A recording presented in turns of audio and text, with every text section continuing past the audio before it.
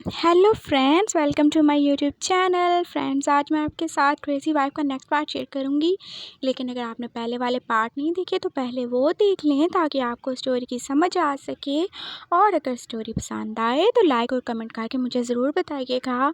और हाँ, मैंने आप लोगों के लिए मैंने आपको बताया था ना, मैंने इंस्टा पे अकाउंट बनाया सिर्फ आप लोगों के लिए। तो अगर आप लोग मुझसे बात करना चाहें, कुछ भी और शेयर करना चाहें, या फिर कोई एफएफ से रिलेटेड बात करनी चाहो, या फिर कोई सजेशन देना चाहो, तो आप मुझे वहाँ पे फॉलो कर सकते हो और मैं आपकी बात का जवाब दूँगी। और मुझे बहुत अच्छा लगता है जब आप लोग मुझसे बात करते हो। और हाँ, मुझे आपसे ये भी पूछना था कि आप लोग मुझे बताएं क्या इस स्टोरी को मज़ीद लॉन्ग करना चाहिए या नहीं। मेरे ख्याल से तो आप इसको एंड ही कर देना चाहिए, क्योंकि अब मज़ीद नई स्टोरी हम शुरू करेंगे ना। क्या कहते हो आप लोग? मुझे कमेंट करके ज़रूर बताना।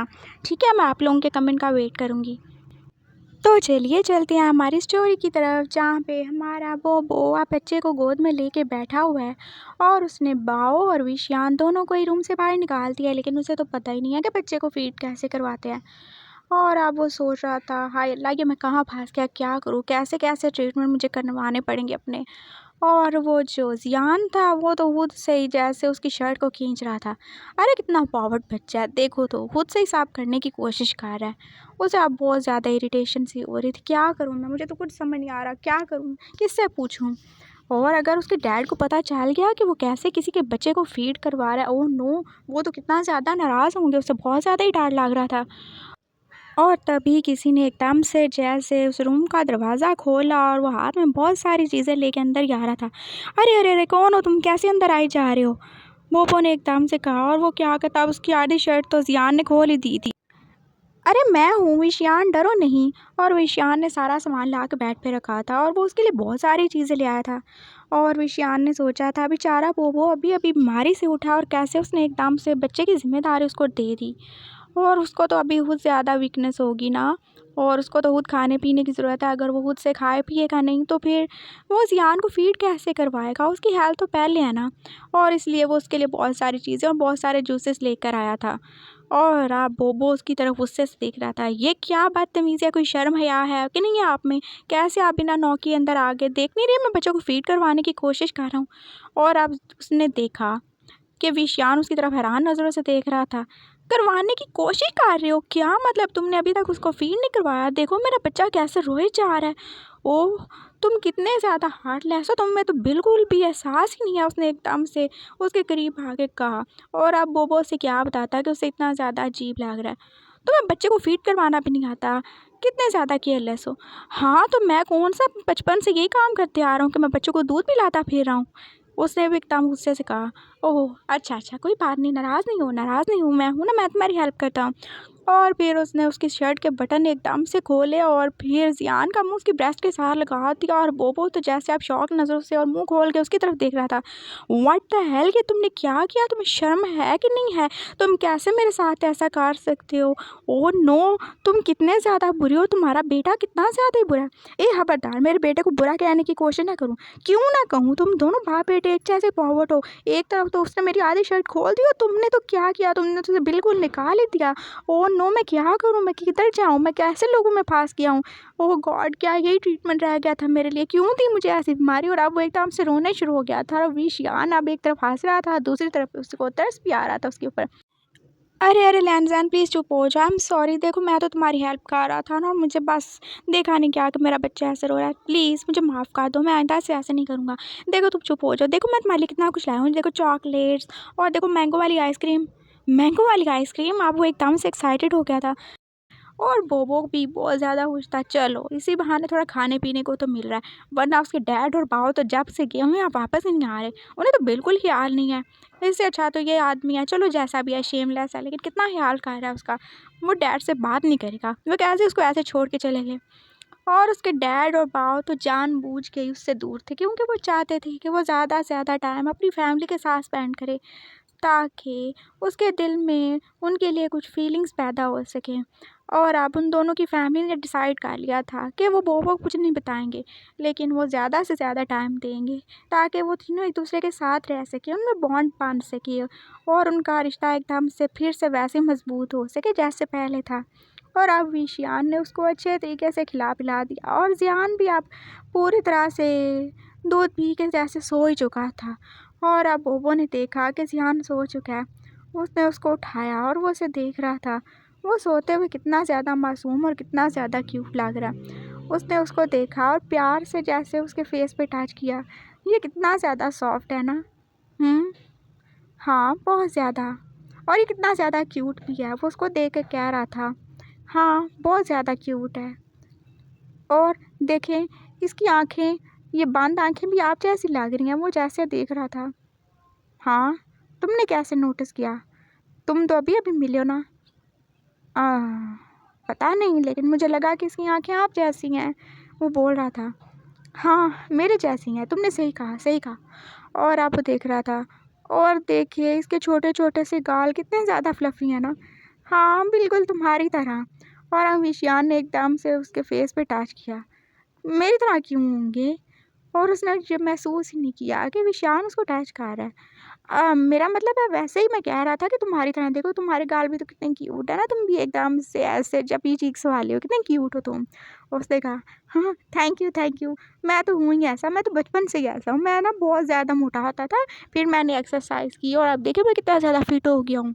और अब तो आपको पता है, मैंने तो एप्स भी बना लिए थे ना। मैं दिखाऊँ आपको? और फिर उसे याद आया, ये क्या बकवास किए जा रहा है वो। और अब विशियान उसकी बेवकूफ़ाना बातों पे हंस ही रहा था। हाँ, ये ठीक हो गया था, लेकिन अभी भी बहुत ज़्यादा ही बातें करता था और इसका दिमाग तो जैसे अभी भी छोटे बच्चे जैसा ही था और वो कितना ज़्यादा ही बोलता था। हाँ, थैंक गॉड उसकी वाइफ वैसी की वैसी इनोसेंट है। हाँ, अब इसकी ज़ुबान थोड़ी ज़्यादा ही शार्प हो चुकी है, लेकिन कोई बात नहीं, वो गुज़ारा कर लेगा। नहीं, मुझे नहीं देखना, मैं वैसे ही सब देख चुका हूँ। क्या मतलब? मेरा मतलब है कि मैंने बहुत सारे लोगों को देखा ना जो बॉडी वगैरह बनाते हैं। मैं तो ये कहने की कोशिश कर रहा था। ओह अच्छा, मुझे लगा कि आपने मुझे देखा। अरे मैं तुम्हें कैसे देखूँगा? हाँ, ठीक है, मैं बस ऐसे ही सोचता रहता हूँ। और अब उसने विशियान को वापस कर दिया। और अब उसे एकदम से बैक में पेन होना शुरू हो गया। वो कब से तो बैठा हुआ था, वो अभी-अभी कोमा से उठा था और अभी उसे आराम की ज़रूरत थी। विशियान ने उसकी तरफ देखा। क्या हुआ? तुम ठीक हो ना? मैं तुम्हारी हेल्प करूँ? मुझे बहुत ज़्यादा पेन हो रहा है बैक में, बहुत ज़्यादा थक गया हूँ।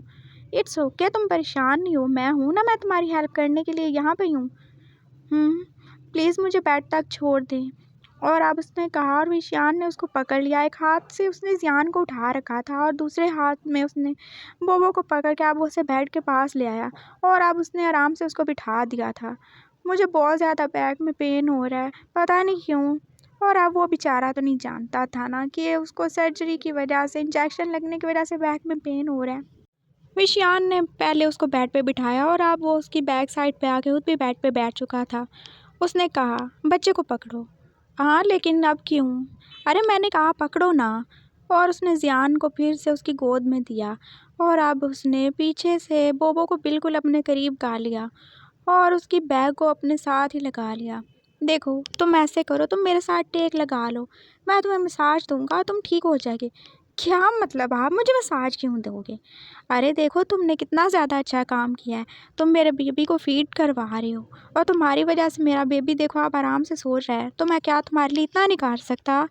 क्या मैं इतना ज़्यादा सेल्फिश हूँ? बोलो।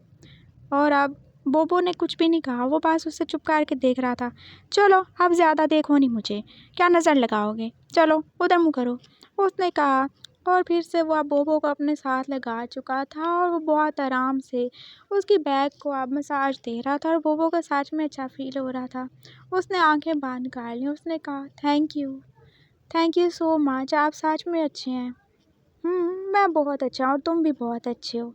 तुम्हारा भी थैंक्स कि तुमने मेरे बच्चे को फ़ीड करवाया और आगे भी करवाओगे और तुम्हें बहुत जल्दी अच्छा होना होगा। हर तुमने 2-2 अल्फाज को सँभालना है। 2-2 अल्फाज? क्या मतलब है आपका? क्या बोलना चाहते हैं आप?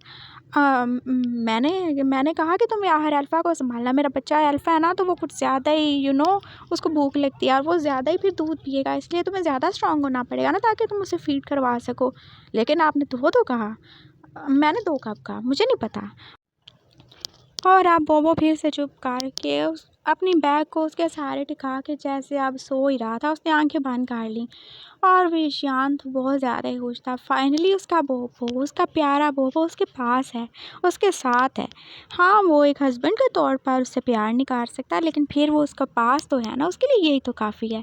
इतना भी बहुत है उसके लिए। और फिर उसने आहिस्ता-आहिस्ता मसाज करते-करते जैसे बोबो को अपनी गोद में लिटा लिया था।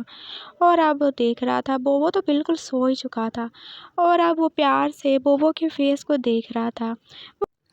वो कितना ज़्यादा वीक लग रहा था ना, इतने महीने कोमा में रहने के बाद और इतना ज़्यादा ब्लड लॉस होने के बाद तो वो जैसे एकदम से बिल्कुल पीला ही पड़ चुका था। विशान को बहुत ज़्यादा बुरा लग रहा था, ये सब उसकी वजह से हुआ है। अगर वो खुद को कंट्रोल करता, अगर वो बोबो को प्रेग्नेंट नहीं करता, तो शायद बोबो की ये हालत ना होती। लेकिन अब होने को कौन टाल सकता है। और वैसे भी ज़ियान को उनकी लाइफ में आना था तो उसे कौन रोक सकता था। ये तो सब पहले से ही उनकी किस्मत में लिखा था ना। और अब वो बहुत प्यार से बोबो के चीक्स को टच कर रहा था। और कितना टाइम हो गया था ना, वैसे बोबो को कभी टच नहीं कर सका, वो उसे किस नहीं कर पाया। और उसका बहुत दिल चाह रहा था बोबो को प्यार करने को, उसके करीब होने के, लेकिन नहीं, वो नहीं कर सकता।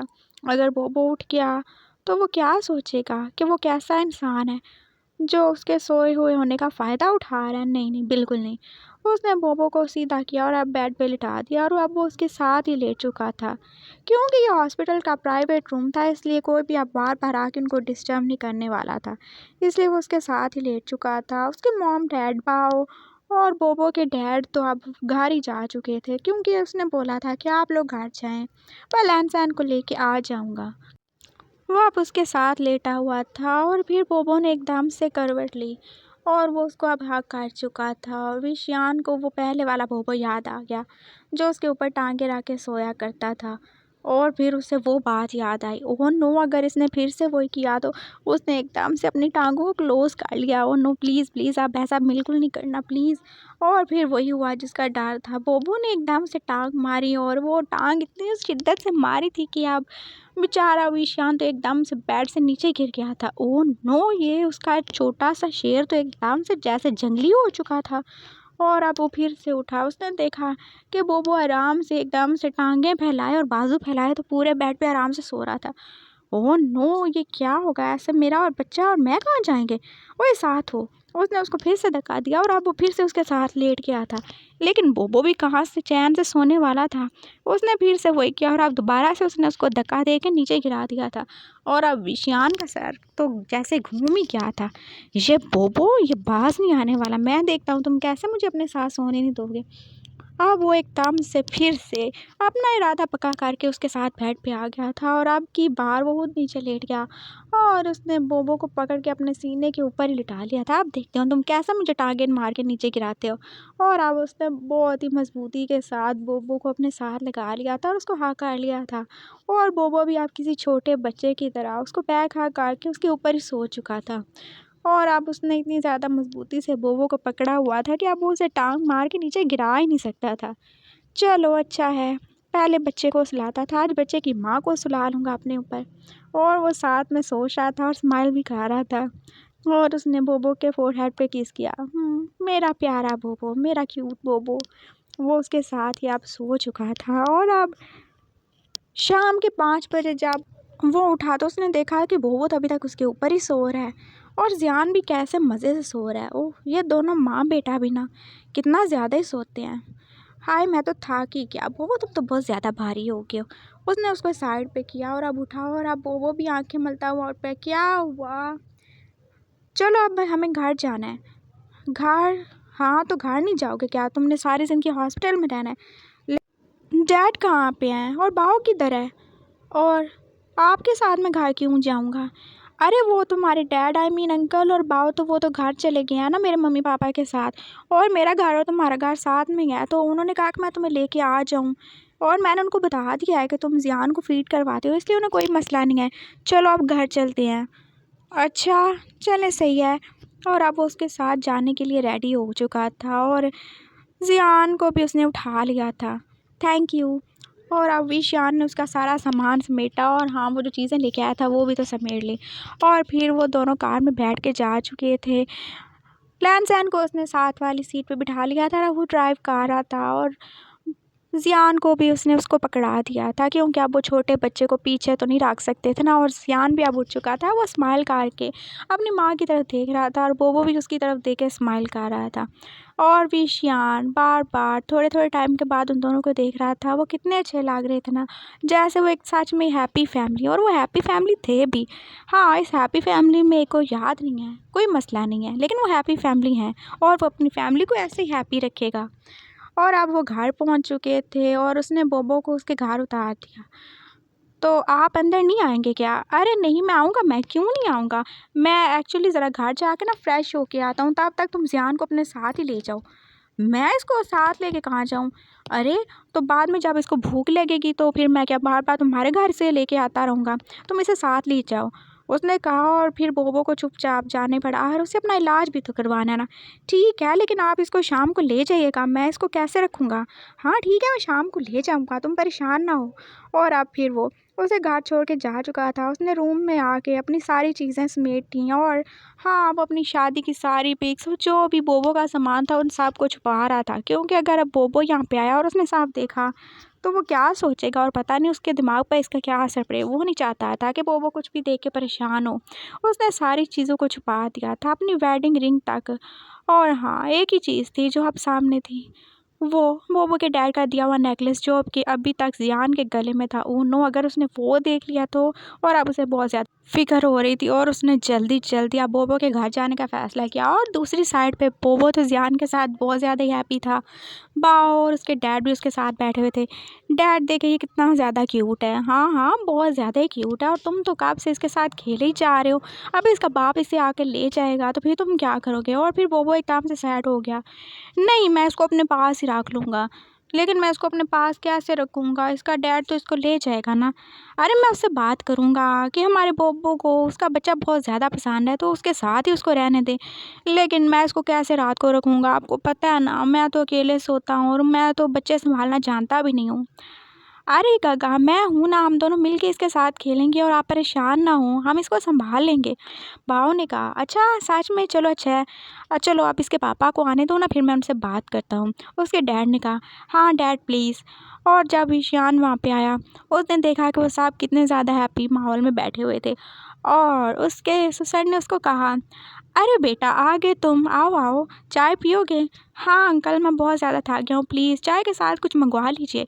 और आप बोबो उसे देख रहा था, उफ कितना शेमलेस है, एकदम से खुद ही खाने पीने को मांग रहा है, जैसे ही उसका ससुराल हो। और वो क्या जाने कि ये तो सच में उसका ससुराल ही है। और फिर थोड़ी देर में सर्वेंट उसके लिए चाय और बहुत सारी चीज़ें लेके आ गया था। और वो बहुत मज़े से खा रहा था, जैसे ही उसके बाप का ही खा रहो। और बोबो बस उसको देखे ही जा रहा था। उसने देखा कि वो बस खा ही जा रहा है, खा ही जा रहा है। वो दोनों बाप बेटा एक जैसे है, जैसे वो मुझे छोड़ नहीं रहा था, वैसे ये खाना ही नहीं छोड़ रहा, भूखे कहेंगे। और अब ईशान ने कहा, तो लहन अब मुझे घर वापस जाना है, तो मैं ज़ियान को लेके जा रहा हूँ। और उसके डैड ने कहा, नहीं बेटा तुम ऐसे करो, तुम आज रात को यहीं रुक जाओ। मैं क्यों रुकूं? और अब बोबो भी अपनी डैड की तरफ देख रहा था। डैड ये आप क्या कह रहे हैं?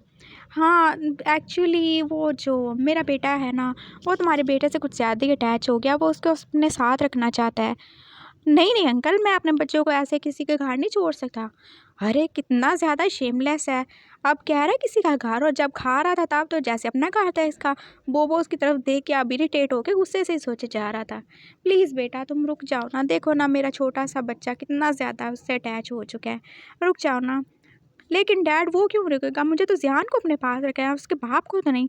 हाँ तो वो ज़ियान अपने बाप के बिना कैसे रहेगा? तुम अपने बाप के बिना रह सकते हो क्या?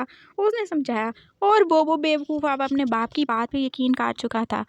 और वो इतना तो जानता ही नहीं था कि ज़ियान को आखिर इतने छोटे से बच्चे को बाप की क्या ही ज़रूरत होगी, कौन सा उसने उसका दूध पीना है।